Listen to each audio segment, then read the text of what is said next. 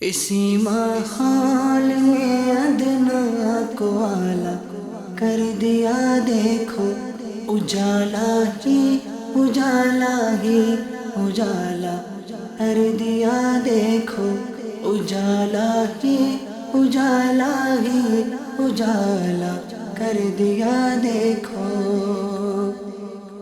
बहुत बार ऐसा होता है कि क्लास में डिसिप्लिन को मैनेज करना बहुत ज़्यादा टफ हो जाता है, क्योंकि बहुत अलग अलग तरह के बच्चे पाए जाते हैं। तो ऐसी सूरत में हम बच्चों से किस तरह डील करें? हमारा एक एम है, I want to strive myself and the people of the entire world. School में आने के बाद कुछ बच्चे सफल होते हैं, कुछ असफल हो जाते हैं, तो इनके सक्सेस होने में और फेल होने में शिक्षक का क्या रोल है? कौन सा टीचर ऐसा है जो ये चाहेगा कि उसका बच्चा फेल हो जाए? कोई नहीं चाहेगा ना।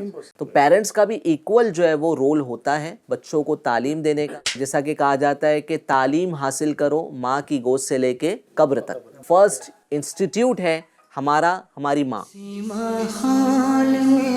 अल्हम्दुलिल्लाहि रब्बिल आलमीन वस्सलातु वस्सलामु अला सय्यिदिल मुरसलीन अम्मा बाद फ़अऊज़ु बिल्लाहि मिनश शैतानिर रजीम बिस्मिल्लाहिर रहमानिर रहीम। FGN चैनल के व्यूवर्स, एक बड़ा ही इंटरेस्टिंग और न्यू कंसेप्ट के साथ एक न्यू प्रोग्राम FGN चैनल पर हम लेकर आपकी खिदमत में हाजिर हुए हैं, जिसका नाम है सक्सेस जंक्शन। इस प्रोग्राम में इंशाअल्लाह सवजल हम एक कम्युनिटी को अपने प्रोग्राम में इनवाइट करेंगे। सोसाइटी बनती है कम्युनिटीज़ से। डिफरेंट कम्युनिटीज़ सोसाइटी में होती हैं, डिफरेंट प्रोफेशन से बिलोंग करती हैं। हम अपने प्रोग्राम में हर एपिसोड में एक नई कम्युनिटी को इनवाइट करेंगे, उनके प्रॉब्लम्स को सुनेंगे और उनके इश्यूज़ को डिस्कस करके उन्हें इंशाअल्लाह एक बेहतरीन सल्यूशन देने की कोशिश करेंगे। आज ये हमारा पहला एपिसोड है। इस प्रोग्राम में और इस एपिसोड में मैंने एक ऐसी कम्युनिटी को इनवाइट किया है जिनका ताल्लुक एक नोबल प्रोफेशन से है, वो है टीचर्स। माशाल्लाह मेरे साथ टीचिंग कम्युनिटी के इस्लामी भाई मौजूद हैं। माशाल्लाह ये सब टीचर्स हैं और ये किसी ना किसी स्कूल में टीचिंग करते हैं। कहीं ना कहीं इन्होंने जो है वो अपना टीचिंग का एक्सपीरियंस बच्चों के साथ शेयर किया है और तालीम को तकसीम किया है। तालीम बांटना ये बहुत बड़ी जो है वो खिदमत है, इल्म बांटना, इल्म देना। माशाल्लाह, तो ये सब माशाल्लाह टीचर्स आज मेरे साथ होंगे। इंशाअल्लाह इनसे हम बात करेंगे, मालूम करेंगे कि इन्हें इनकी फील्ड में कौन कौन सी प्रॉब्लम्स का सामना करना पड़ता है। आप सब कैसे हैं? खैरियत से हैं? माशाल्लाह माशाल्लाह, अल्लाह आप सबको खुश रखें। माशाल्लाह, आप सब टीचर्स हैं? माशाल्लाह माशाल्लाह, सभी टीचर्स हैं या कोई और प्रोफेशन भी है किसी का? नहीं, सब टीचिंग टीचिंग फील्ड से ही करते हैं। माशाल्लाह, आप भी? माशाल्लाह, I am working as a principal, तो टीचिंग तदरीसी शोबे से ही मेरा ताल्लुक है। यानी टीचर्स पर आप माशाल्लाह प्रिंसिपल हैं, तो इनडायरेक्ट वे में आप भी जो है वो वही काम कर रहे हैं जो सब टीचर्स मिलकर कर रहे हैं। माशाल्लाह टीचर्स भी हमारे साथ और एक स्कूल के प्रिंसिपल भी मौजूद हैं। तो हमारी ट्रेन पहुंच चुकी है सक्सेस जंक्शन पे। तो आइए इस खूबसूरत सफ़र को शुरू करते हैं और जो टीचर्स आज हमारे इस सक्सेस जंक्शन के मेहमान बने हैं इनसे इंशाल्लाह इनके सवालात मालूम करते हैं। तो आप में से पहला सवाल कौन करेगा? माशाल्लाह जी सर, अपना नाम भी बताएं और कितने साल से आप टीचिंग करें भी बताइए। Myself, Mohammed Salman Qureshi. I am teaching since last 12 years. माशाल्लाह, मेरे हमनाम हैं आप। जी माशाल्लाह। माशाल्लाह जी। सलमान सर? जी सर, एक्चुअली मेरा क्वेश्चन ऐसा था कि जैसे कि आप जानते हैं कि डिसिप्लिन का टीचिंग लर्निंग ये जो फील्ड है इसमें बहुत बड़ा रोल होता है। सबसे बड़ी चीज़ यही है।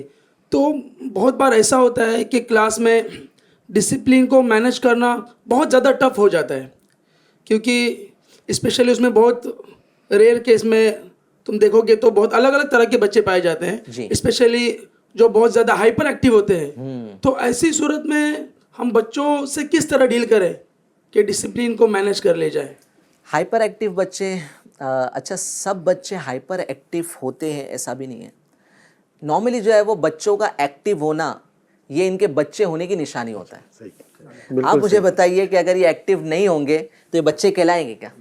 ये एक्टिव है इसलिए बच्चे कहला रहे हैं ना। तो अब इनकी जो हाइपर एक्टिविटी है, इनकी जो एक्स्ट्रा एनर्जी है, फॉर एग्जांपल मैं आप एक मिसाल देना चाहूँगा। आप सर क्या पढ़ाते हैं सर?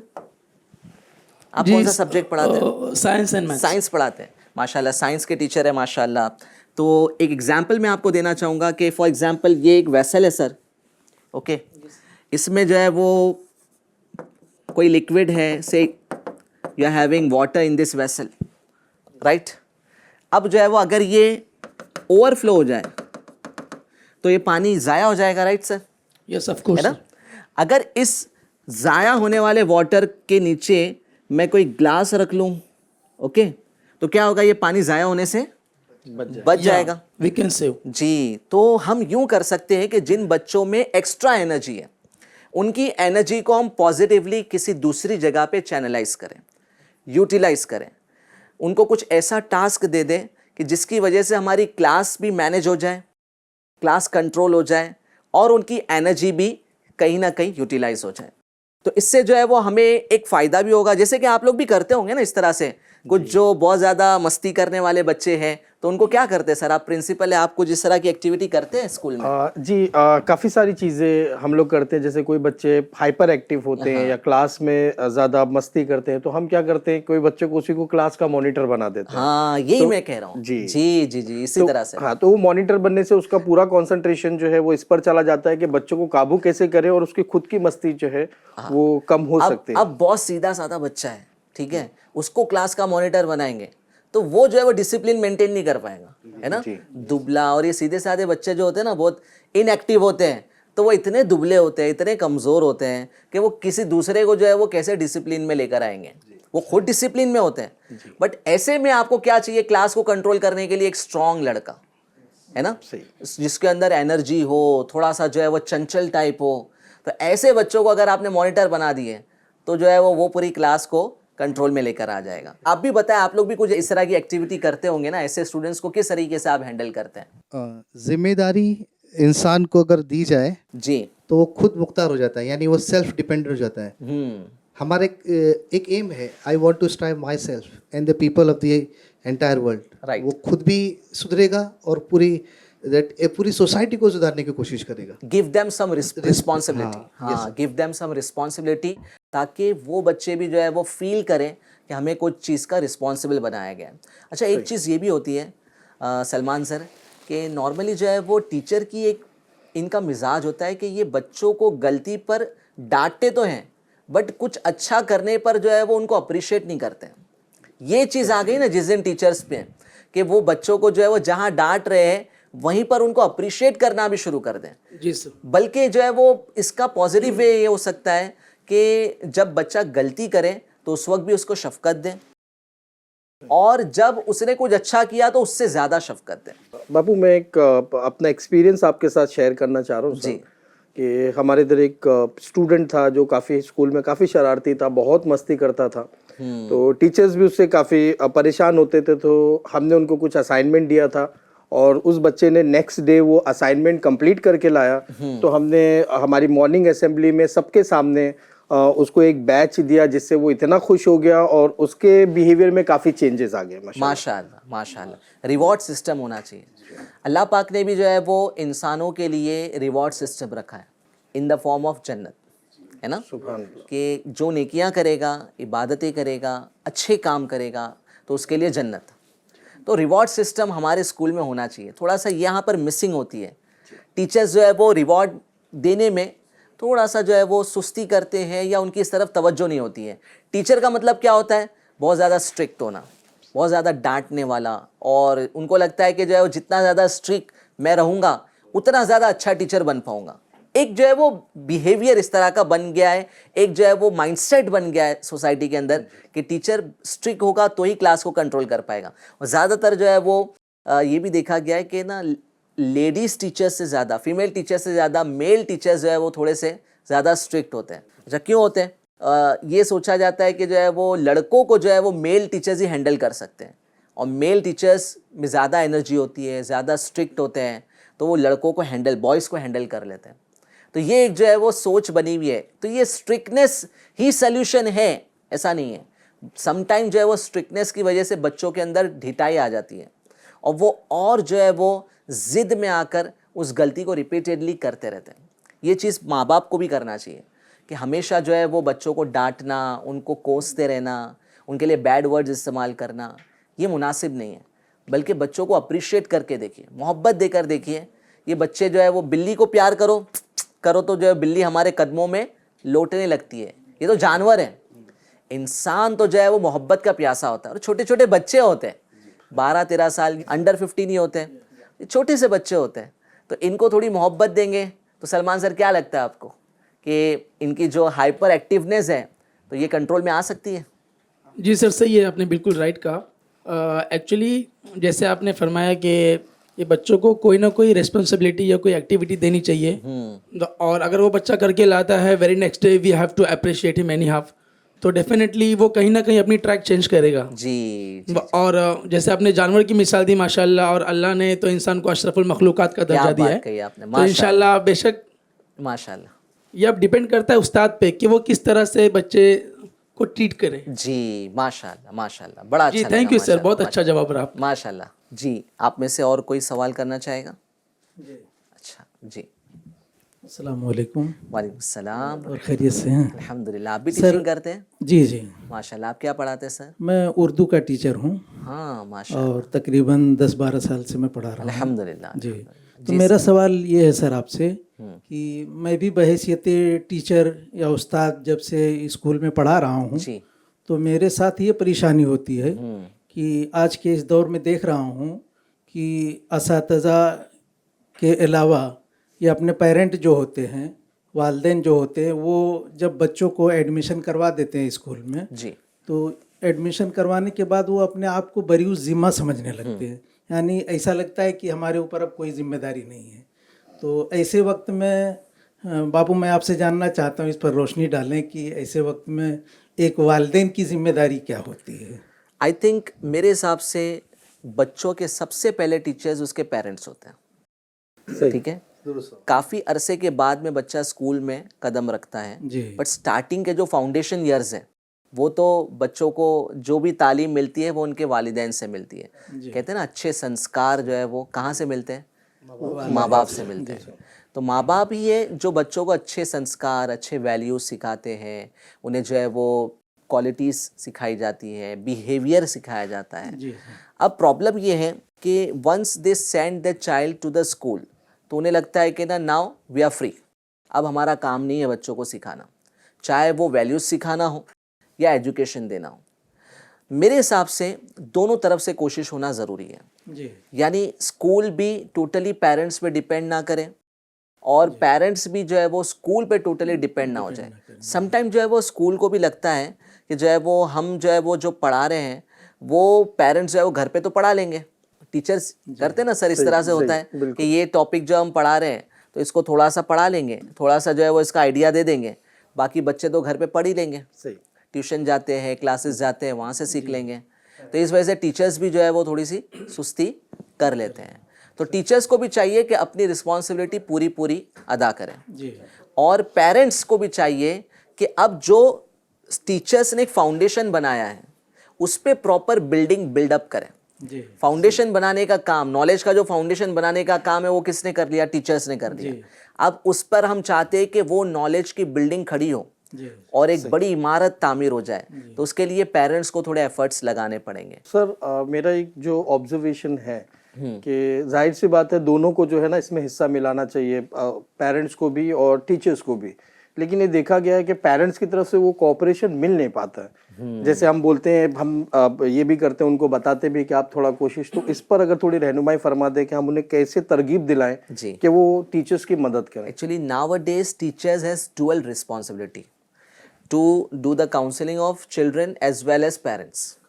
ठीक है, पेरेंट्स की भी काउंसलिंग की बहुत ज़्यादा ज़रूरत है, उनको भी उनकी रिस्पॉन्सिबिलिटी का एहसास दिलाने की हाजत होती है। तो अगर आप वक्तन फ़वक्तन पेरेंट्स को बुलाएंगे, और पीटीएम में आपका एक एजेंडा ये होगा, आप पीटीएम कंडक्ट करते हैं ना सर, तो उसमें अगर आपका ये एजेंडा होगा कि how to teach students at home, ठीक है, how to take care of the studies at home, अगर ये एजेंडा के तहत आप जो है वो टीचर्स जो है वो पेरेंट्स को ट्रेन करेंगे, कुछ उनको गाइडलाइंस दे देंगे। समटाइम्स कुछ पेरेंट्स ऐसे होते करना चाहते हैं बट उनको पता नहीं होता कैसे करना है, तो थोड़ा बहुत आप जो है उनकी काउंसलिंग कर लेंगे, और जिस तरह अब टीचर्स स्टूडेंट्स को पढ़ा ही रहे, टीचर्स जो है वो पेरेंट्स को भी थोड़ा बहुत हिंट दे दें, उनको भी डायरेक्शन दे दें, तो इंशाल्लाह पेरेंट्स भी जो है वो अपना वे आउट फाइंड आउट कर लेंगे इंशाल्लाह। जज़ाकल्लाह। इसमें एक जी सर जी। इसमें एक बात जोड़ना चाहूँगा। प्राइमरी लेवल तक पेरेंट्स बच्चे का प्रोजेक्ट खुद बना के देते हैं। जैसे ही बच्चा सेकेंडरी लेवल में पहुंच गया वो उन्हें छोड़ देते हैं जी कि आप जो करना है आपको करना है, हम नहीं करेंगे। इवन आप प्राइमरी सेक्शन देख लीजिए, वो कोई भी प्रोजेक्ट आप दे दो, बच्चे से ज़्यादा उसमें पेरेंट्स की मेहनत होती है। जी। लेकिन जब उस बड़े लेवल तक पहुंच जाते हैं, माँ बाप भी अपना हाथ उठा देते हैं। ये तो आप सेकेंडरी लेवल के बारे में कह रहे हैं, हायर सेकेंडरी में तो बिल्कुल भी ध्यान देना छोड़ देते हैं। बिल्कुल एकदम जो है वो बच्चों पर से तवज्जो हट जाती है। अब बच्चा कॉलेज जा रहा है, हमारे यहाँ जैसे महाराष्ट्र में जो है वो जूनियर कॉलेज हम कहते हैं, नॉर्मली दूसरे स्टेट्स में ये स्कूल में ही होता है ना, हायर सेकेंडरी कहलाता है, ठीक है। तो अब जब बच्चे 11th 12th में या ग्रेजुएशन में पहुंच जाते हैं, तब जो है वो उनको एकदम से बच्चे ना टीचर्स ध्यान दे रहे कॉलेज के, प्रोफेसर्स की तवज्जो है, और ना पेरेंट्स की तवज्जो है, और वही एज होती है बच्चों को संभलने की।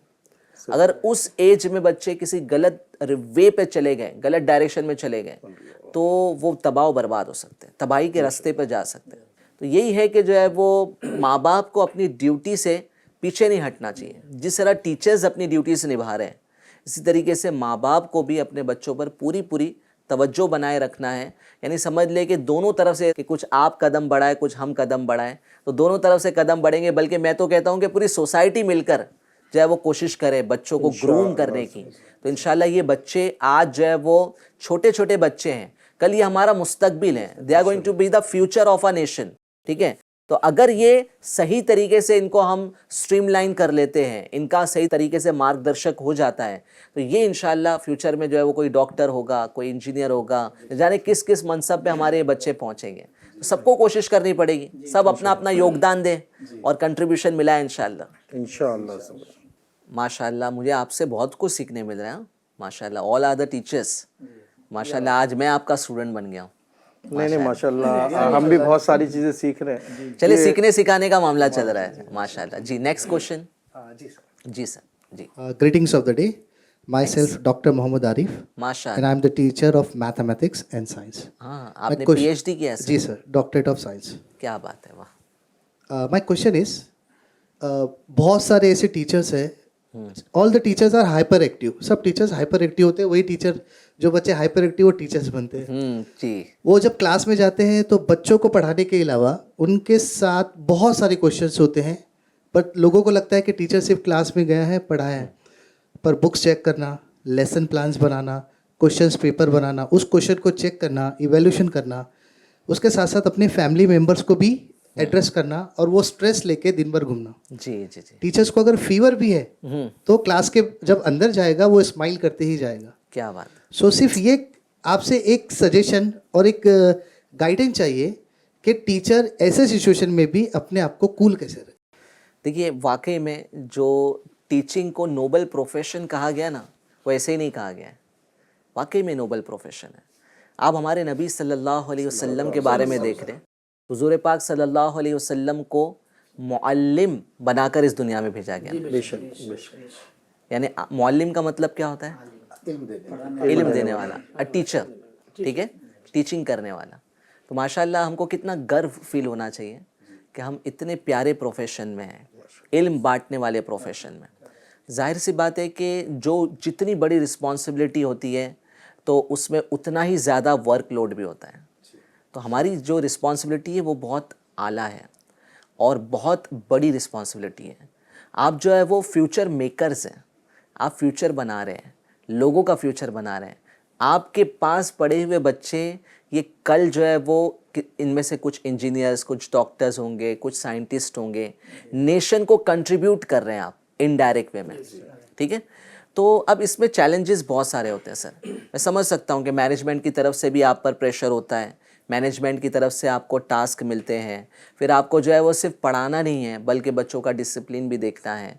आपको सिर्फ क्लास वर्क नहीं करना है बल्कि क्लास के बाहर भी जो है वो आपको जैसे बुक्स वगैरह चेकिंग करनी है, एग्ज़ाम इवैल्यूएशन करना है, तो ये सारा काम है। तो ऐसे में मैं यही आपको एक मशवरा दूंगा कि आप अपने काम को प्रायोरिटाइज़ करें, और प्रायोरिटी हमेशा जो है वो दो चीज़ों को देखकर की जाती है कि कौन सा काम जो है वो मोस्ट इम्पॉर्टेंट है और अर्जेंट है। आपके पास 10 काम है, वो 10 कामों में से आपको प्रायोरिटी देनी होगी कुछ कामों को कि जो बहुत ज़्यादा अर्जेंट है और बहुत ज़्यादा इम्पॉर्टेंट है। अगर आप अपनी लाइफ में प्रायोरिटाइज करना सही तरीके से सीख जाएंगे तो ये सारे काम जो है वो आप सही तरीके से मैनेज करने में कामयाब हो जाएंगे। टाइम मैनेजमेंट और टास्क मैनेजमेंट ये बहुत ही इंपॉर्टेंट होता है। The difference between those people who are successful and us is how they manage that time. किस तरीके से वो अपने टाइम को मैनेज करते हैं। अल्लाह पाक ने जितने 24 आवर्स हमें अता किए ना, उतने 24 आवर्स जो है वो दुनिया के कामयाब लोगों को भी मिले। ऐसा नहीं है कि उनको जो है वो 2-4 घंटे ज़्यादा मिले इसलिए आज वो कामयाब हो गए। उतना ही टाइम उनके पास है, हमारे पास भी उतना ही टाइम है, बट ये है कि जो है वो अच्छे से अपने टाइम को मैनेज कर लेते हैं। तो इंशाल्लाह जब सर हम मैनेज करेंगे और सही तरीके से सब प्लान आउट कर लेंगे तो बहुत अच्छे तरीके से जो है सारे काम जो है वो हो जाएंगे। और सबसे पहले सर अपना ख्याल रखें, आप स्ट्रेस ना लें। टीचर्स को स्ट्रेस नहीं लेना है, टीचर्स को थोड़ा सा कूल एंड काम रहना है, क्योंकि अगर टीचर ने स्ट्रेस ले लिया तो फिर वो स्ट्रेस निकलेगा बच्चों पर, वो स्ट्रेस निकलेगा क्लास में, जिसकी वजह से जहां आप एनर्जी पढ़ाने में लगाने वाले थे आपकी एनर्जी कहीं और लग जाएगी, बच्चों पर चिल्लाने में लग जाएगी। तो एनर्जी को सेव करें, स्ट्रेस ना लें, अपना ख्याल रखें और इंशाल्लाह जो है वो आप जिस तरीके से अपना ख्याल रखेंगे तो इसका अल्टीमेटली जो है फ़ायदा स्टूडेंट्स को ही पहुंचना है। इंशाल्लाह उनकी तालीम जो है वो अच्छी हो जाएगी माशाल्लाह। तो अभी स्ट्रेस नहीं लेना है सर इंशाल्लाह। चलिए नेक्स्ट क्वेश्चन की तरफ बढ़ते हैं। अच्छा आप जी, आप भी टीचर हैं जी माशाल्लाह, क्या पढ़ाते हैं आप? जी, मेरा नाम फजले रसूल है जी जी, और मैं पिछले 6 वर्षों से हिंदी शिक्षक के रूप में कार्य कर रहा हूँ। क्या बात है।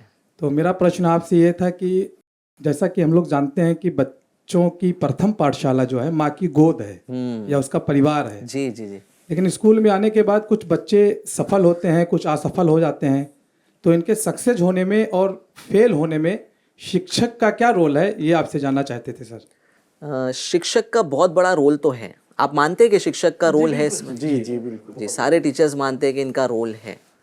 बट ये है कि जब बच्चा अच्छा करता है ना तो कहा जाता है कि जो है वो बच्चे की मेहनत है, और जब बच्चा जो है वो फेल हो जाता है तो कहा जाता है कि टीचर की वजह से फेल हुआ। ये रियलिटी है। जी जी जी, मैं आपकी प्रोफेशन से बिलोंग करता हूँ, I used to be a teacher माशाल्लाह, तो मुझे एहसास है इस चीज़ का, आपकी फीलिंग्स का एहसास है।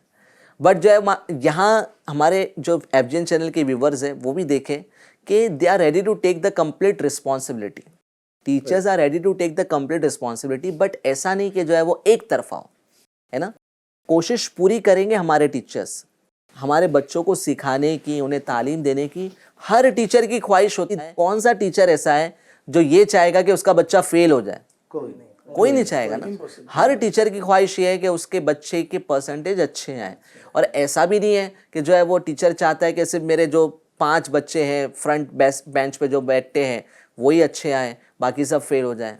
नहीं ना, ऐसा भी नहीं चाहेंगे ना। उनकी तो ख्वाहिश होती है कि सारे बच्चे पास हों, सारे बच्चे जो है वो अच्छे मार्क्स लेकर आए। बट यहाँ पर समझने वाली बात यह है, कहा जाता है you can lead a horse to the water but you can't make it drink. ठीक है, आप जो है वो बच्चों को सिखा सकते हैं बट एग्जाम में फाइनली उन्हें ही जाकर लिखना है, टीचर जाके नहीं लिखेगा, बच्चे ही जाके लिखेंगे। तो टीचर का रोल होता है एग्जाम का प्रिपरेशन करवाना। अब अगर बच्चे नहीं प्रिपेयर कर पाते हैं और उसके बाद में जो है वो कामयाब नहीं होते हैं, इफ दे फेल, तो ये ब्लेम जो है वो टीचर्स पे नहीं आना चाहिए। हाँ, ये है कि अगर कहीं टीचर्स की कमी हो रही है तो टीचर को भी रियलाइज़ करना चाहिए कि वेयर आई एम लैकिंग, क्या मेरी वीकनेसेस हैं, उसको मैं दूर करूं और नेक्स्ट टाइम जो है वो मैं अपने बच्चों को और अच्छे से पढ़ाऊं। इस पर आप कुछ अगर कहना चाहते हैं? एक्चुअली ये हमारा पिछला तजुर्बा भी रहा है जी, कि कुछ टीचर्स जो होते हैं बहुत अच्छी तरीके से पढ़ाते हैं, लेकिन मसला जैसे आपने पहले ही हमारे सवाल में बताया था कि हम क्लासरूम के अंदर डिसिप्लिन कैसे मेंटेन करें। तो कुछ टीचर्स ऐसे होते हैं अच्छा पढ़ाते हैं बट उनका डिसिप्लिन का जो है ना इशू होता है, तो वो तमाम बच्चों को पूरी तरीके से एक्सप्लेन नहीं कर सकते हैं।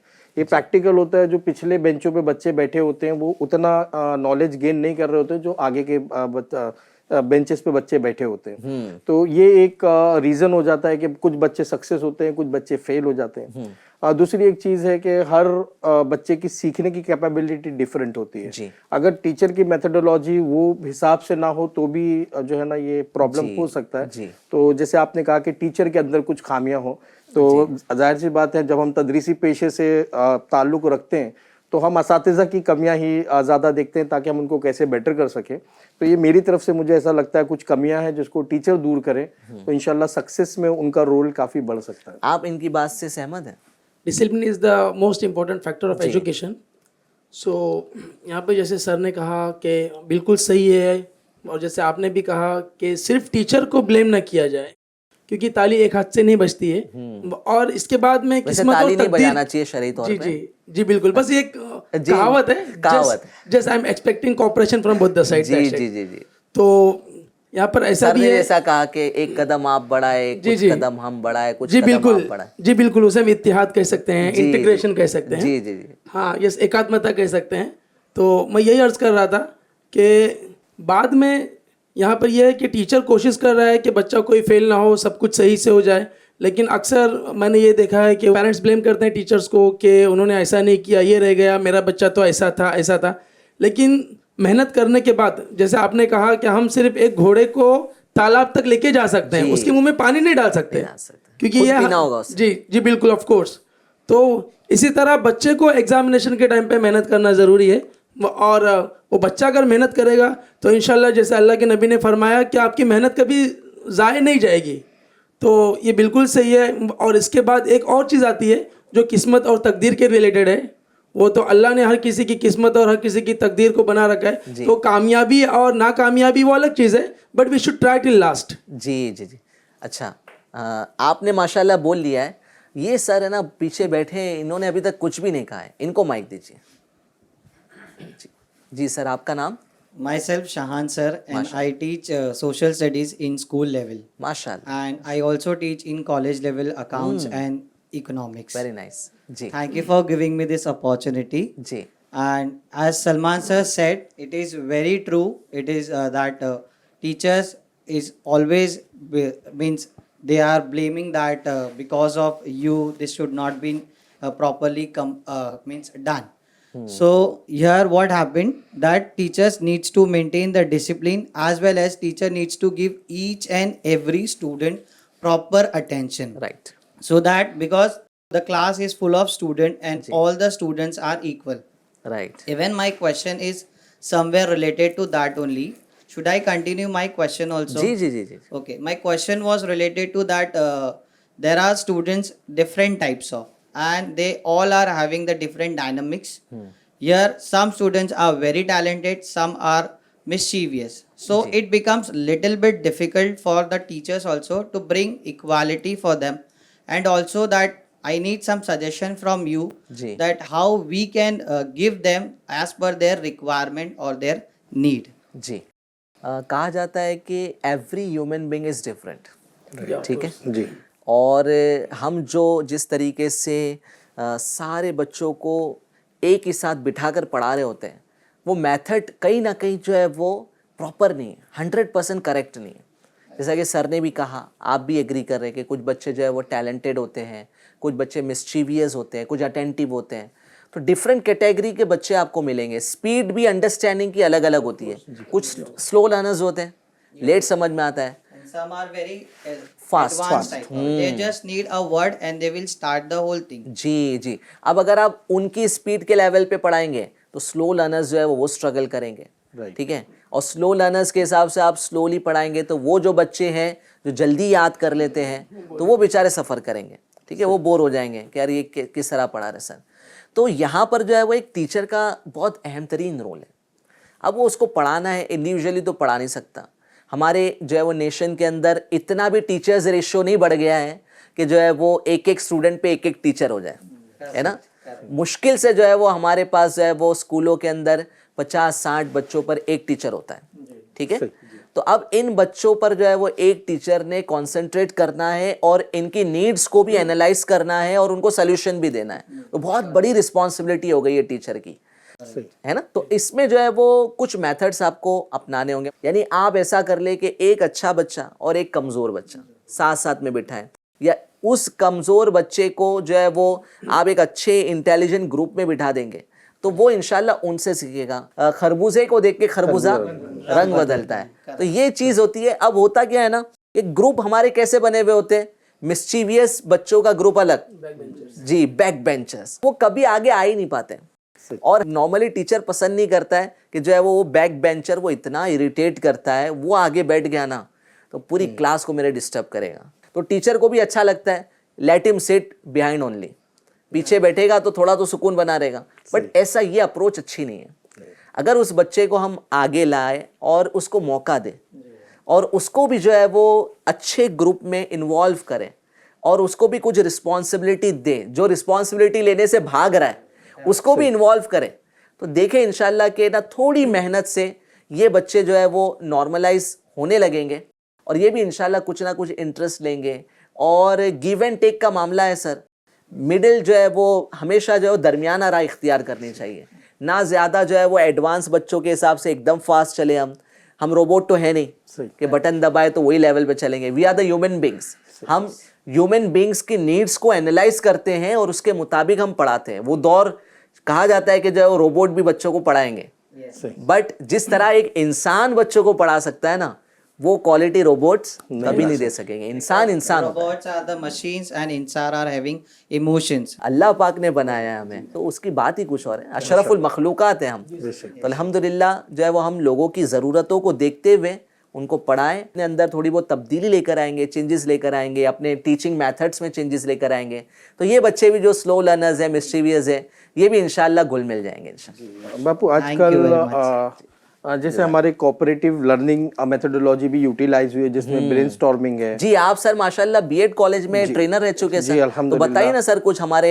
व्यूवर्स को भी पता चलेगा ना क्या करना है। माशाल्लाह I have taught more than 10 years in B.Ed college and almost trained 1200 teachers. They are working in different institutions. So I'd like to say one thing कि बहुत सारे B.Ed में डायनामिक्स इनोवेशंस आते रहते हैं, तो कोऑपरेटिव लर्निंग जो है ना इंट्रोड्यूस हुआ है just long back 12-13 years back, और उसमें काफ़ी सारी चीज़ें हैं जैसे हमारा ब्रेनस्टॉर्मिंग है, जिक्सो मेथड है। तो इस तरीके से भी हमें ना तमाम बच्चों को इन्वॉल्व कर सकते हैं। जिक्सो मेथड आप लोगों को पता होगा कि हम बच्चों के 5-5 नहीं 6-6 पता है, आप बता दीजिए। हाँ 5-5 6-6 बच्चों के ग्रुप होंगे जी, वो 5-6 बच्चों के ग्रुप में हम जो है ना टॉपिक को 3-4 हिस्सों में डिवाइड करेंगे। 4 हिस्सों के बाद भी वो 6 बच्चे क्या करेंगे, एक पर्टिकुलर टॉपिक का पार्ट आपस में एक दूसरे के साथ डिस्कस करेंगे। दूसरा ग्रुप दूसरा पार्ट करेगा, तीसरा ग्रुप तीसरा पार्ट करेगा, चौथा ग्रुप चौथा पार्ट करेगा। फिर हम ग्रुप रीशफल करेंगे, जिसने पहला पार्ट सीखा हुआ है वो दूसरा पार्ट दूसरे ग्रुप को बताएगा, ये पहला पार्ट इनको बताएगा, वो तीसरा। इस तरीके से पूरी क्लास के बच्चे एक दूसरे को एक्सप्लेन करेंगे। माशाल्लाह। तो यहाँ पर हम उनकी इंडिविजुअल नीड्स को भी कैटर कर सकेंगे और इंशाल्लाह और एनवायरनमेंट भी कितना एक्साइटिंग हो जाएगा ना, बच्चों को सीखने में मजा आएगा। एक तरीका है कि टीचर ने आया, बोर्ड पे लिखा, पढ़ाया, चला गया, और ये जो है वो इनोवेटिव आइडियाज़ हम लेकर आते रहेंगे और इनोवेटिव वे से हम पढ़ाएंगे, तो उसका कुछ जो है वो मज़ा ही कुछ और होगा। ये सर ने जो है वो हाथ उठाए थे। सर माफ़ी चाहता हूँ, आपको मैंने मौका नहीं दिया, आप कुछ कहना चाह रहे सर मैं ये पूछना चाह रहा था, जैसा कि मैंने पूछा कि अध्यापकों का क्या रोल है, जी, तो ऐसे ही बच्चों के सफल होने में या असफल होने में उनके परिवार की क्या भूमिका हो सकती है, थोड़ा इस पर भी प्रकाश डालें तो। माशाल्लाह। हिंदी के सर है तो शुद्ध हिंदी का इस्तेमाल कर रहे हैं। थोड़ी देर पहले हमने इस पर बात भी की थी कि only teachers should not be blamed, ठीक है, for the failures of the students, right. तो पेरेंट्स का भी इक्वल जो है वो रोल होता है। जैसा कि कहा जाता है कि तालीम हासिल करो माँ की गोद से लेके कब्र तक, ठीक है। तो इसलिए कहा गया कि तालीम पहले कहाँ से मिलेगी, माँ की गोद से, ठीक है। फर्स्ट इंस्टीट्यूट है हमारी माँ, कि हमारी माँ जो है वो हमको अच्छे संस्कार सिखाती है, अच्छे वैल्यूज सिखाती है। हमारे वालिदैन या हमें जो है वो अच्छे प्रिंसिपल सिखाते हैं, ज़िंदगी जीने का तरीका सिखाते हैं। तो ये सब जो है वो पेरेंट्स का बहुत बड़ा रोल होता है। इसी तरीके से बच्चे जो स्कूल में पढ़कर आते हैं वो चीज़ें बच्चे घर में आके रिवाइज़ करें, उसको गो थ्रू करें, और पेरेंट्स जो है उस पर तवज्जो दें, थोड़ा बहुत उनको हेल्प करें। नहीं आता तो एटलीस्ट नज़र रखें। ये भी प्रॉब्लम है सर कि कुछ पेरेंट्स जो है वो पढ़े लिखे नहीं होते, है ना, ऐसा भी होता है। बट जो है वो सिर्फ इसको इंश्योर कर लेंगे ना कि बच्चे पढ़ रहे हैं, कुछ कर रहे हैं। कुछ पेरेंट्स तो इतने शौकीन होते हैं कि उनको पढ़ना लिखना नहीं आता है, तो वो खुद जो है वो बच्चों की किताबें उठा के खुद पढ़ते हैं पहले, फिर अपने बच्चों को पढ़ाते हैं। इतने हेल्पफुल पेरेंट्स भी होते हैं। और कुछ पेरेंट्स ऐसे होते हैं जो बहुत वेल एजुकेटेड होते हैं, बट वो अपने बच्चों की पढ़ाई की तरफ बिजी होते हैं, टाइम नहीं होता है, बच्चों पे तवज्जो नहीं देते हैं। जी, आप कुछ कहना चाह रहे सर? सर एक्चुअली मुझे जो भी आपने कहा, so I am deeply appreciated with this all things, but एक चीज़ इसमें, एक न्यू चीज़ जो सारे टीचर्स उसे फेस कर रहे होंगे, वो है अब्सेंटिज्म। ये सबसे बड़ा फैक्टर होता है। और शायद अगर आपको बुरा ना लगे तो ये भी है कि जो फेल्यूर होते हैं ज़्यादातर, वो ज़्यादातर गैर हाजिर रहने वाले बच्चे ही होते हैं। तो इसमें ऐसा होता है कि हम बहुत बार बच्चों को जब सोचते हैं कि कल हम इनको अच्छे से पढ़ाएंगे, रेमेडियल लेंगे, अलग से पढ़ाएंगे, समझाएंगे, जो भी फेल्योर केसेस है या स्लो लर्नर्स है या जिसका IQ लेवल कम है, तो बाद में वो बच्चे अपसेंट रह जाते हैं। और बाद में इत्तेफाक से ऐसा भी होता है कि whenever we call their parents, वो बोलते हैं सॉरी आई एम बिजी, ये उसकी मम्मी हैंडल करती है, ये उसका भाई हैंडल करता है, so we don't have time to come to approach in the school and to discuss about the student. तो वैसे केसेस में हमारे लिए बहुत ज़्यादा चैलेंजिंग टास्क हो जाता है, और ये सारे टीचर्स के लाइफ में ये चीज़ें हो रही हैं आजकल।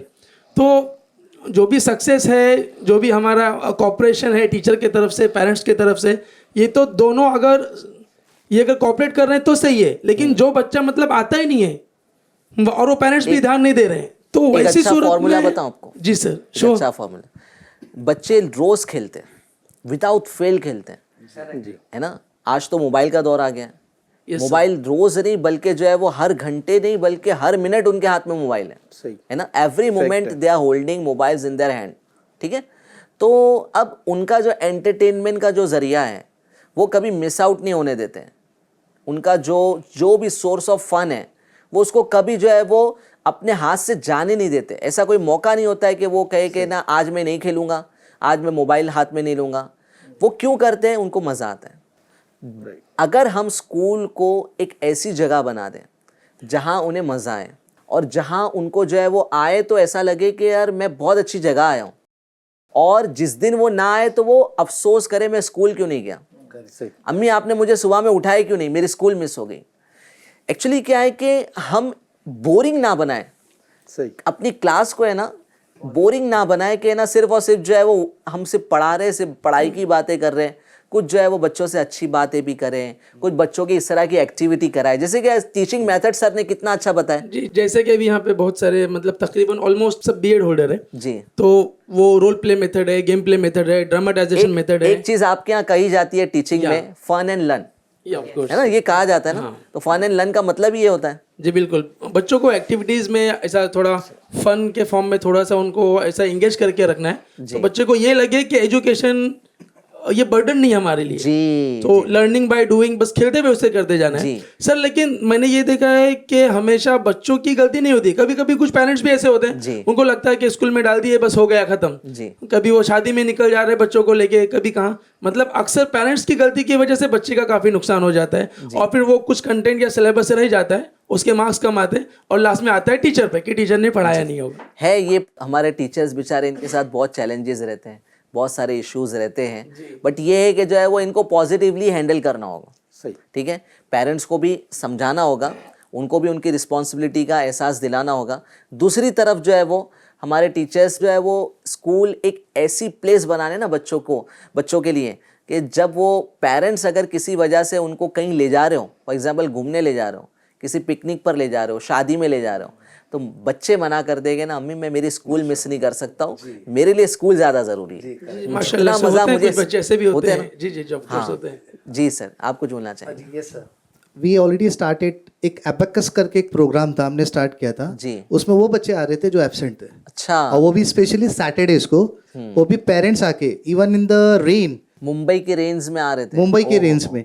एक मैं सिंपल एग्जांपल देता हूँ कि बाग में बहुत सारे फूल है, सबकी खुशबू है, सब फूल है जी। वैसे ही स्कूल में जितने भी स्टूडेंट्स है वो अशरफुल मखलूकात है, सबके पास ब्रेन है। We have to just mould it, हमको सिर्फ मोल्ड करना है। तो टीचर का रोल है उसको मोल्डिंग करना, उनको नयापन देना। राइट। आपने कुछ न्यू इंट्रोड्यूस किया, अबैकस लेकर आए। अबैकस आप पूरे वीक में कितनी देर पढ़ाया आपने? सैटरडेज को 2 आवर्स, ओनली 2 आवर्स। 2 आवर्स, ठीक है। पूरे वीक के अंदर ओनली 2 आवर्स आपने पढ़ाया, वो भी वीकेंड के अंदर, और बच्चे जो है वो रेगुलर हो गए। ऐसे ही जो है वो कोई अच्छी अच्छी चीज़ें हम सोचें कि जो है वो बच्चे रेगुलर आएंगे तो उनको जो है वो हम स्पोर्ट्स एक्टिविटी कराएंगे, और अगर नहीं आएंगे तो जो है वो हम नहीं कराएंगे। कुछ ना कुछ अच्छी चीज़ें, किस तरीके से हम बच्चों को मोटिवेट करें। चलिए बढ़ते हैं अपने नेक्स्ट क्वेश्चन की तरफ। तो कौन करेगा next question? Sir I want to ask principal sir करेंगे। जी जी जी एक्चुअली देखा होगा आपने, आज बहुत सारे प्रोफेशंस हैं, लेकिन ऐसे काफ़ी कम लोग हैं जो हमारे टीचिंग प्रोफेशन को चुनते हैं, क्योंकि एज ए प्रिंसिपल जब हमको टीचर्स की ज़रूरत होती है तो काफ़ी कम होते। और उसकी कुछ वजूहात जो मुझे लगती हैं, जैसे कि उनकी सैलरी काफ़ी कम होती है। तो इस प्रॉब्लम को हम सोसाइटी के पास ले जाके किस तरह से हल कर सकते हैं? जी, एग्री करते हैं आप लोग इस बात से? जी। अच्छा, इस पर मैं भी एग्री करता हूँ। आज जो है वो सोसाइटी में किसी बच्चे को अगर हम पूछते हैं कि बेटा आप बड़े होकर क्या बनना चाहते हो, तो डॉक्टर कहेगा, इंजीनियर कहेगा, साइंटिस्ट कहेगा, सीए बनना चाहेगा, but no one says teacher. कोई बच्चा नहीं कहता है कि जो है मुझे टीचर बनना है। यानी ये आप गौर कीजिए कि ये जो जितने भी प्रोफेशंस हैं, ये प्रोफेशन में आज इतनी डिमांड क्यों है? क्योंकि यहाँ पर सैलरी ज़्यादा है ना। यहाँ पर जो है वो लगता है, सोसाइटी को लगता है, माँ बाप को लगता है कि मेरा बच्चा डॉक्टर बनेगा तो ज़्यादा कमाएगा, इंजीनियरिंग कर लेगा तो अच्छी जॉब मिलेगी और अच्छी सैलरी हासिल कर सकेगा। बट क्यों टीचर बनाना नहीं चाहते हैं? क्यों माँ बाप की ख्वाहिश नहीं होती कि मेरे बच्चे को मैं टीचर बनाऊँ? तो उसकी वजह क्या है कि आज स्कूल्स में सैलरीज टीचर्स की बहुत कम है। अच्छा, दूसरी और वजह मैं आपको बताता हूँ। दूसरी एक और इम्पॉर्टेंट बात है, वो ये कि हम चाह रहे हैं हमारे बच्चे डॉक्टर इंजीनियर बने, मगर उनको जो बेसिक एजुकेशन देने वाले टीचर्स हैं उनको ही हम अच्छी सैलरी नहीं दे रहे। तो अब जब फाउंडेशन ही कमज़ोर होगी, जो फाउंडेशन ईयर्स जिसको कहते हैं, जिसमें बच्चे बेसिक एजुकेशन सीखते हैं, उनकी नॉलेज की फाउंडेशन जहाँ पर स्ट्रांग हो सकती है, अब वहाँ कम सैलरी हम रखते हैं। इसका मतलब ये कि जो है वो इनकॉम्पिटेंट लोग जो है वो टीचिंग प्रोफेशन में दो ही लोग आ सकते हैं अब। एक तो शौक से जो आ गया, उसने ये नहीं देखा कि जो है वो मुझे सैलरी कितनी मिल रही है। ऐसे भी लोग आपको मिल जाएंगे। मैं उम्मीद करता हूँ आप में से कई लोग शौक की वजह से आए। इस प्रोफेशन में अब वो लोग आएंगे जिनको शौक है और उनके लिए सैलरी मायने नहीं रखती है। एक तो आपके तरह लोग हो गए, दूसरे वो लोग हैं जो इनकॉम्पिटेंट हैं, जिनके लिए और कोई प्रोफेशन नहीं था वो, हाँ, और जो है वो समझौता किया उन्होंने अपनी लाइफ के साथ, अपनी करियर के साथ, और उन्होंने एक जो है वो मजबूरन इस प्रोफेशन को उन्हें चुनना पड़ा, सिलेक्ट करना पड़ा। और अब आप बताइए कि ऐसे लोग जब टीचर्स बनेंगे तो वो हमारे बच्चों को क्या पढ़ाएंगे? जब उनको फाउंडेशन ईयर्स में ही अच्छी नॉलेज नहीं मिलेगी, बेसिक एजुकेशन ही प्रॉपर नहीं मिलेगा, तो आपका बच्चा कैसे जो है वो अच्छा इंजीनियर, अच्छा डॉक्टर बन पाएगा? तो साइकिल चलेगी, है साइकिल चलेगी नाकारों की साइकिल चलेगी, इनकॉम्पिटेंट लोगों की साइकिल चलेगी। अच्छा टीचर नहीं मिलेगा, अच्छे स्टूडेंट्स जो है वो नहीं बन पाएंगे, और अच्छे स्टूडेंट नहीं बन पाएंगे तो फिर वही जो है साइकिल घूमती रहेगी। तो इसलिए अगर इस साइकिल को कहीं पर स्टॉप करना चाहते हैं ना, तो सोसाइटी में एक चेंज लाने की ज़रूरत है। टीचर्स को अच्छी सैलरी दी जाए, और टीचर्स को अच्छी सैलरी देने के लिए सोसाइटी को कुछ कदम उठाने पड़ेंगे। देखिए, अगर ये ऐसा होगा ना कि टीचर्स को अच्छी सैलरी हम इस सूरत में देंगे कि जो है वो हमें अच्छी फीस मिलेगी, तो ये भी जो है वो सॉल्यूशन नहीं है। ठीक है, हम क्या कर रहे हैं कि एक पॉकेट से निकाल के दूसरे पॉकेट में डाल रहे हैं। एजुकेशन को तो फ्री कर देना चाहिए। ये भी एक टॉपिक है, अगर इस पर भी हम बात करें तो जो है वो ये हमारे माशरे का जो है वो एक पेन है। हम चाहते हैं कि हमारे माशरे के अंदर, हमारे सोसाइटी में एजुकेटेड लोग हो, बट एजुकेशन को इतना जो है वो महंगा बना दिया टीचर्स को सैलरी देने के चक्कर में कि बच्चों की फीस जो है आपने बहुत बढ़ा दी। आपको दूसरे वेज फाइंड आउट करने पड़ेंगे किस तरीके से जो है वो टीचर्स को अच्छी सैलरीज दिया जा सकता है। ये एक जो है वो सोशल वर्क है, एक तरह का पढ़ाना जो है ना एक सोशल वर्क है। बच्चे एजुकेटेड हो जाएंगे, तालीम हासिल कर लेंगे, तो माशरे से क्राइम खत्म हो जाएगा, माशरे से जो है वो अनएम्प्लॉयमेंट खत्म हो जाएगा, इलिटरेसी खत्म हो जाएगी, ड्रॉप आउट्स रेट्स कम हो जाएंगे। तो कितनी प्रॉब्लम्स का समाधान है ना पढ़ाई करना। तो पढ़ाई करने के लिए हमको अच्छे टीचर्स चाहिए, अच्छे टीचर्स के लिए हमको जो है वो अच्छी सैलरीज उन्हें देनी पड़ेगी। तो उसके लिए हमको जो है वो कुछ दूसरे वे आउट्स फाइंड आउट करने पड़ेंगे कि किस तरीके से हम टीचर्स को अच्छी सैलरीज दे सकते हैं, not only depending on the fees of students, some other option should be find. Social के जरिए, हम सोशल वेलफेयर के जरिए जी जी जी Along with this salary, teachers should also get a respect. आज जो हम खोते जा रहे हैं वो टीचर की रिस्पेक्ट है। सही। पुराने ज़माने जो ओल्ड एज में हमारे जो टीचर्स थे, still we are remembering because of the respect. Now days the respect was going on, जी। Is goes out of the town, means they are not, वो रिस्पेक्ट ही नहीं देंगे जब तक रिस्पेक्ट नहीं होगा टीचर के लिए, जी। वो वैल्यू एजुकेशन बच्चों को नहीं। सही। अच्छा, आपने जो पुराने ज़माने के टीचर्स की बात की है ना, तो उनको जो रिस्पेक्ट मिला करता था उसकी बहुत बड़ी वजह क्या थी कि उनकी भी सैलरीज इतनी नहीं थी, ठीक है, फिर भी वो बच्चों पर बहुत मेहनत करते थे। आज जो है वो कुछ लोग जो यंगस्टर्स आ रहे हैं टीचिंग फील्ड के अंदर, और वही इनकॉम्पिटेंट टाइप लोग आ रहे हैं, ठीक है, जो इस वजह से आ रहे हैं कि किसी और प्रोफेशन में उनको नहीं सिलेक्शन हो सका, तो अब उन्होंने टीचिंग को इख्तियार किया। तो अब वो भी जो है वो मेहनत नहीं कर रहे इस फील्ड में। अगर वो भी पुराने ज़माने के टीचर्स की तरह मेहनत करने लग जाए तो they can also earn respect. तो मनी अर्न करना जो है मोटिव ना हो, ये प्रोफेशन बहुत प्यारा प्रोफेशन है यार, नोबेल प्रोफेशन कहा गया है, कोई प्रोफेशन को नहीं ये कहा गया है, इसको कहा गया नोबेल प्रोफेशन।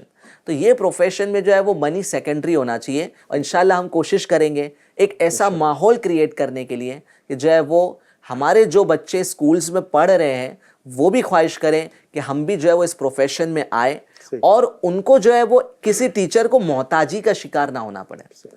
टीचर्स, इमाम, आलिम दीन, ठीक है ना, मदरसे के उस्ताद, ये सबको अच्छी सैलरी मिलना चाहिए ताकि जो है वो ये बच्चों को अच्छे तरीके से तालीम दे सके। ये हमारा एक जो है वो दावत इस्लामी का विज़न है, और इंशाल्लाह इस विज़न को हम ग्रेजुअली लेकर चल रहे हैं, और इंशाल्लाह इसको और बेहतर बनाएंगे इंशाल्लाह। आपकी दावत इस्लामी भी स्कूल चलाती है माशाल्लाह, दारुल मदीना स्कूल चलाते हैं, और दारुल मदीना स्कूल जो है वो यकीन मानिए कि जो है वो हम टोटली फ़ीस पे डिपेंडेंट नहीं है, फ़ीस ले रहे हैं हम, बट जो है वो हमारे बहुत सारे अखराजात जो है वो फ़ीस से नहीं हो पाते, हमको जो है वो अलग सोर्स ऑफ इनकम जनरेट करना पड़ता है। और दावत इस्लामी जो है वो सोर्स ऑफ इनकम के लिए स्कूल से नहीं खोली है। School is not the business of Dawat Islami.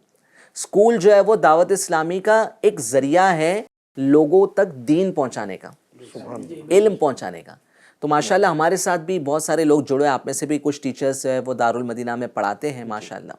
तो इंशाल्लाह हम ये विज़न लेकर चलें कि टीचर्स की, इमाम की, मुफ्ती साहिबान की, टीचर्स, ये इन सब की सैलरीज अच्छी होना चाहिए ताकि हमारे बच्चे ख्वाहिश करें कि हमें जो है वो इन प्रोफेशंस में जाना है। इंशाल्लाह एक वक्त ऐसा आएगा कि दारुल मदीना के स्टूडेंट्स ये जब अपनी स्टडीज़ कंप्लीट करेंगे तो हम इंशाल्लाह उनको वो अपॉर्चुनिटीज़ देना चाहते हैं कि वो जब आए back to the Darul Madina, पहले तो वो एज अ स्टूडेंट आए थे, अब जब वो आए तो एज अ टीचर आए, और उनको एक अच्छी अपॉर्चुनिटी मिले, एक अच्छा जो है वो उनको पैकेज मिले, ताकि वो दारुल मदीना को जो है वो ग्रो करने में अपना कंट्रीब्यूशन निभा सकें। तो जो हमारे टीचर्स दारुल मदीना के हैं वो भी अल्हम्दुलिल्लाह जो है वो रिलैक्स रहें, टेंशन ना लें।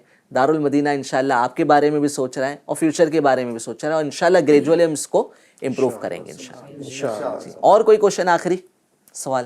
सर, हम स्कूल में जब बच्चों को पढ़ाते हैं, अलॉन्ग विथ एकेडमिक हमको उनका बिहेवियर भी ठीक करना है। जी जी, यानी हमको ऐसे इंसान देना है जो सोसाइटी में जाए तो एक प्रॉपर बिहेवियर से जाए ताकि वो चेंज कर सके। जी जी जी। पर ये हो नहीं पाता because of the many things. कहते ना कि पढ़े लिखे जाहिल, हम जो है वो पढ़े लिखे लोग तो प्रोड्यूस कर रहे हैं, बट पढ़े लिखे होने के बावजूद भी उनमें मैनर्स नहीं है। बूढ़ों से, ज़ईफ़ों से, बड़ी उम्र के लोगों से कैसी बात करना चाहिए आज हमारे यंगस्टर्स को पता नहीं है। बाइक चलाता है हमारा यंगस्टर, और जो है वो बाइक चलाते हुए सामने अगर कोई बूढ़ा ज़ईफ़ शख्स आ जाता है तो उसकी भी रिस्पेक्ट नहीं करता है। सही, आप कुछ कहना चाह रहे हैं? जैसे इन्होंने हक बजानिब कहा कि जो पढ़ाते हैं उनके साथ तालीमी लवाजमात इतने होते हैं कि वो सिलेबस को पूरा करने में, कवर करने में उनको टाइम नहीं मिलता है, टाइम की कमी हो जाती है, जिसकी वजह से वो बच्चों की अखलाकियात को संवार नहीं पाते हैं। तो वक्त की कमी की वजह से अखलाकियात के पर जो है हमारे असातिज़ा जो है तवज्जो नहीं दे पाते हैं। तो इसके लिए हमारी दो बेहतरीन सलूशन मैं आपको इसका देता हूँ। जी जी, बेहतरीन सलूशन। अच्छा, आप मुझे बताइए, आप टीचर्स हैं, है ना? स्टूडेंट्स को अगर आपको कोई चीज़ सिखानी है तो उनको ज़िंदगी भर वो चीज़ याद रहे, उसका बेटर सलूशन क्या है? उनको थ्योरी में पढ़ाना या प्रैक्टिकल करना? राइट? अगर आप चाहते हैं कि उनको ज़िंदगी भर वो चीज़ याद रहे तो एक्टिविटी बेस्ड है, प्रैक्टिकल नॉलेज आप उनको दें, ठीक है? अगर आप अखलाक सिखाना चाहते हैं तो क्यों ना आप अपने अखलाक के ज़रिए से उन्हें सिखाएं। आप क्यों कहें कि जो है वो बेटा हमेशा सच बोलना चाहिए। आप क्यों कहें, मिसाल के तौर पे आपको बच्चों को सिखाना है कि बैठकर पानी पीना सुन्नत है, आप जब भी पानी पिए ना बच्चों के सामने बैठ कर पिए, वो आपको कॉपी करें, देख कर आप मिसाली बन जाए ना, आप एग्जाम्पलरी बन जाएं, आप उनको जो है वो लगे कि यार हमारे सर जो है ना हमारे रोल मॉडल है, इनकी तरह हमें बनना है। आपका अखलाक, आपका किरदार, आपका बात करने का तरीका, सर से मोहब्बत हो जाए, वैसे टीचर आप बने। वैसे आप याद रखिए कि ना आपके स्कूल में भी, आपके स्टूडेंट लाइफ में कोई एक सर ऐसा था या कोई टीचर ऐसा था कि जिससे आपको बड़ी मोहब्बत थी, वो बहुत अच्छा लगता, उनके अखलाक, उनका किरदार आपको बहुत अच्छा लगता है। तो हम उनको तो नहीं, हुज़ूर पाक सल्लल्लाहु अलैहि वसल्लम को अपना रोल मॉडल बनाना, और हम जब सुन्नतों पर चलेंगे, हम अपने अंदर अखलाकियात लेके आएंगे तो बच्चे भी हमें इमिटेट करेंगे, कॉपी करेंगे। एक बात जो और मैं अर्ज़ करना चाहूँगा वो ये कि छोटी छोटी जो है वो बातें आप अपने स्टडीज़ के दौरान, जिसमें जो है वो हार्डली 1 से 1.5 मिनट 2 मिनट लगे, आप जो है बच्चों को बताया करें। कोई हदीस बता दिया करें, कोई जो है वो वाक़या स्टोरी बता दिया करें, बच्चों को सीखने मिले। आप हिस्ट्री, ज्योग्राफी, सोशल स्टडीज़ पढ़ाते हैं सर, आप जैसे तारीख़ पढ़ा रहे हैं ना, हिस्ट्री पढ़ा रहे हैं, तो आप इस्लामी तारीख़ को भी जो है वो अपने सिलेबस में थोड़ा बहुत जगह दे दिया करें। हाँ, थोड़ा थोड़ा, ज़्यादा नहीं। आपका सिलेबस भी चलता रहे, 1-2 मिनट आपने कुछ ना कुछ जो है वो इस्लामी तारीख़, इस्लामिक हिस्ट्री भी पढ़ा दी। आप कुछ बोलना चाह रहे हैं? जी जी, अल्हम्दुलिल्लाह बीइंग अ साइंस टीचर, और उसी के साथ साथ अल्लाह रब्बुल इज़्ज़त का बहुत बड़ा करम है कि मैं कुरान हाफिज़ भी हूँ। तो जब भी मैं साइंस का कोई कंसेप्ट सिखाता हूँ जी।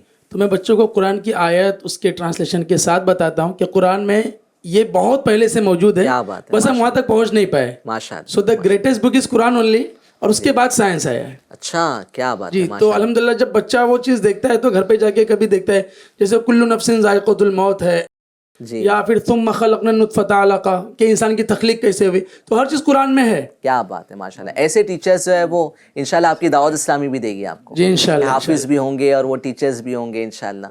तो देखिए हमारे सलमान सर माशाल्लाह ये साइंस भी पढ़ा रहे हैं और साइंस को को रिलेट करें कुरान से। जी बिल्कुल। यही हर चीज़ हर टीचर को करना होगा। हमारे जो हिस्ट्री के टीचर है वो इस्लामिक हिस्ट्री जो है वो साथ में को रिलेट करें। उर्दू के हमारे सर हैं, मैथ्स के सर हैं, मैथ्स के सर भी सोचें कि आप कैसे जो है वो आप किस तरीके से स्टूडेंट्स को इस्लामिक पॉइंट ऑफ व्यू से कुछ चीज़ें बता सकते हैं। एग्जाम्पल्स दे सकते हैं, एग्जाम्पल्स दे सकते हैं, बहुत सारे एग्जाम्पल्स दिए जा सकते हैं। तो इस तरह इंशाल्लाह जो है वो हम बच्चों को मोरल वैल्यूज़ भी सिखाएंगे एकेडमिक के साथ साथ। तो अल्लाह ने चाहा तो इंशाल्लाह हमारे बच्चे पढ़े लिखे हकीकी मानों में बनेंगे। यानी सिर्फ उन्हें इंग्लिश, मैथ्स और साइंस से नहीं आएगा, बल्कि they will also know how to face the different situations, how to talk with the elders और how to behave properly with the people.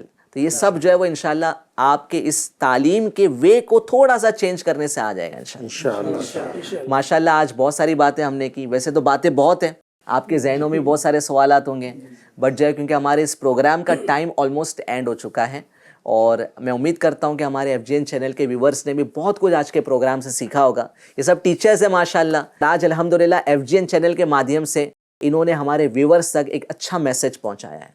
तो हम सब ने मिलकर कोशिश की है कि हमारे एजुकेशन सिस्टम को हम कैसे बेस्ट बना सकते हैं, इसके लिए हम जो है वो अपने एफर्ट्स लगाएं और किस तरीके से इनके प्रॉब्लम्स को सॉल्व करें। इंशाल्लाह नेक्स्ट एपिसोड में जब हम मिलेंगे तो एक डिफरेंट कम्युनिटी होगी, डिफरेंट प्रोफेशन के लोग होंगे और उनके भी इश्यूज़ हम एड्रेस करेंगे।